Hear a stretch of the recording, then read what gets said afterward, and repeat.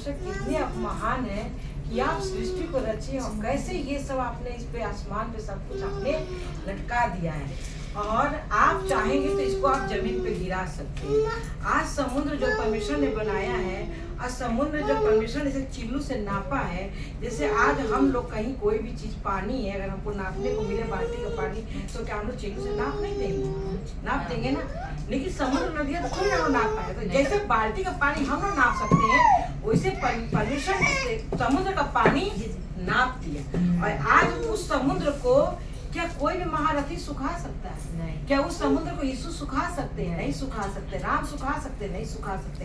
यीशु सुखा सकते नहीं। लेकिन परमेश्वर चाहेगा तो समुद्र को सुखा सकता है। क्यों सुखा सकता है? क्योंकि उन्होंने बनाया है। तो परमेश्वर ने जो जो चीजें बनाई, जो भी परमेश्वर ने बनाया चीज, वो परमेश्वर उसको हिला के और गिरा सकता है। वो सूरज, चांद, तारा सब वो जमीन पे गिरा सकता है। और वो दिन आएगा जिस दिन परमेश्वर ये सब कुछ, सूरज और चांद और तारा जमीन पे गिराएगा। लेकिन ये किसी को नहीं मालूम कि ये सृष्टि जो रची गई है कब गिरेगी। यहाँ तक कि हमारे गुरु यीशु मसीह को भी नहीं मालूम है कि ये सृष्टि जो रची गई है ये कब हिला के गिराई जाएगी। तो पिता को बहुत धन्यवाद करते। पिता महान है, पिता के लिए कोई भी काम कठिन नहीं है, क्योंकि वो सृष्टि करता है और उस दुनिया के मालिक है, उनके लिए कोई भी काम कठिन नहीं है।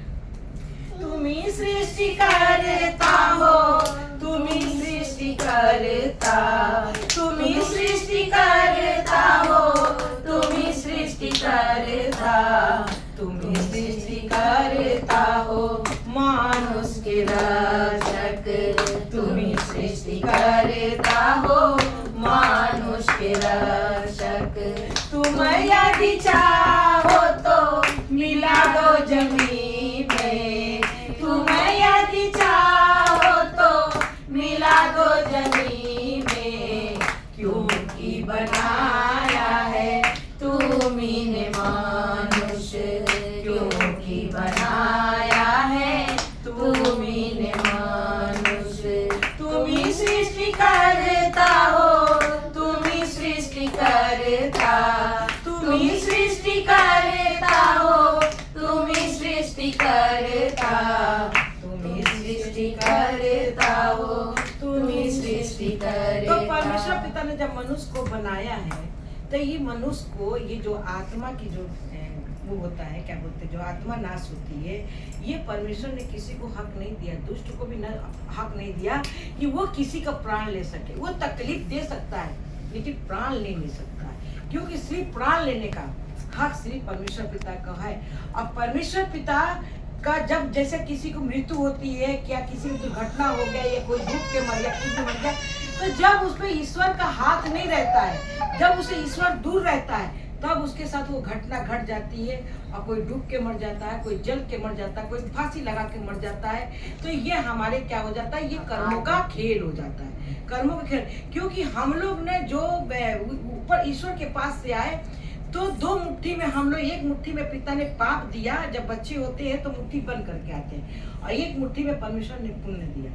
तो जब उन्होंने कहा कि एक मुट्ठी में तुम पुण्य और एक मुट्ठी पाप लेके जाओ, धरती पे जाओ और तुम काम करो, तो कोई तो धरती पे आया तो दोनों मुट्ठी को पुण्य कर दिया, पाप को भी पुण्य में बदल दिया। अब कुछ लोग आते हैं तो पुण्य को भी पाप में बदल दिया, पाप को भी पुण्य में बदल, दोनों मुट्ठी में पाप बना दिया, दोनों मुट्ठी में पुण्य बना दिया। तो जो दोनों मुट्ठी में पाप बना दिया तो उसका तो मृत्यु होगा, और जिसने दोनों मुट्ठी में पुण्य बना दिया उसको जीवन बच जाएगा और उसका उद्धार भी होगा, उसका आत्मा का, क्योंकि वो नेक काम कर रहा, अच्छा काम कर रहा। जो भी धरती पे अच्छा काम कर रहा उसका उद्धार होगा और उसकी आत्मा ही बचेगी। अमरनाथ, केदारनाथ सब लोग नहाने जाते हैं, तीर्थ यात्रा करने जाते हैं। क्यों जाते हैं? सिर्फ आत्मा को बचाने के लिए। गंगा क्यों नहाते हैं? सिर्फ आत्मा को बचाने के लिए। और हम गंगा नहाए, तीर्थ यात्रा करें और हम घर में ही किसी की कदर ना करें, बड़ों छोटों की कदर ना करें, तो क्या हमारा उद्धार होगा? तो हमें परमेश्वर ने क्या सिखाया कि अपने बड़ों की इज्जत करो, अपने बड़ों की बात को मानो ना। तो ये चीज सबको करना चाहिए, क्योंकि ये परमेश्वर की आज्ञा है। और परमेश्वर ने आज भी देखो सूरज को आज्ञा दिया कि तुम सुबह उगोगे और शाम को डूब जाओगे।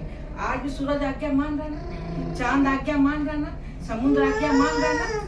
तो एक मनुष्य ही है जो परमेश्वर की आज्ञा नहीं मान रहा है, और इसी से कर्मों के द्वारा खेल होगा। सिर्फ मनुष्य के द्वारा ही छटनी बिननी होगी और जो कर्मों का खेल। एक मनुष्य को ही पिता ने धरती पर भेज के ये मेला लगाए हैं, और ये मेला कब तक लगा है ये सिर्फ पिता जानते। सही बात है, क्योंकि देखो आज्ञा का पालन कर रहे, जब इसीलिए परमेश्वर से जब खौर खाते गुस्सा होते हैं तब उछाल मारते समुद्र को, पहाड़ गिरा देते हैं।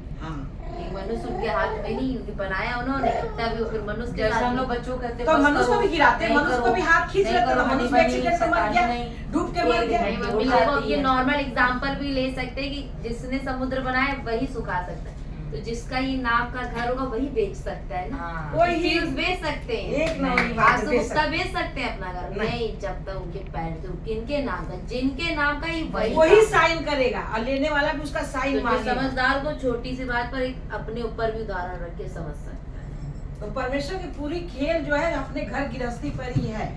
तो पिता को बहुत धन्यवाद है, पिता ने बच्चों से सबको आशीष दिए, सुख नाम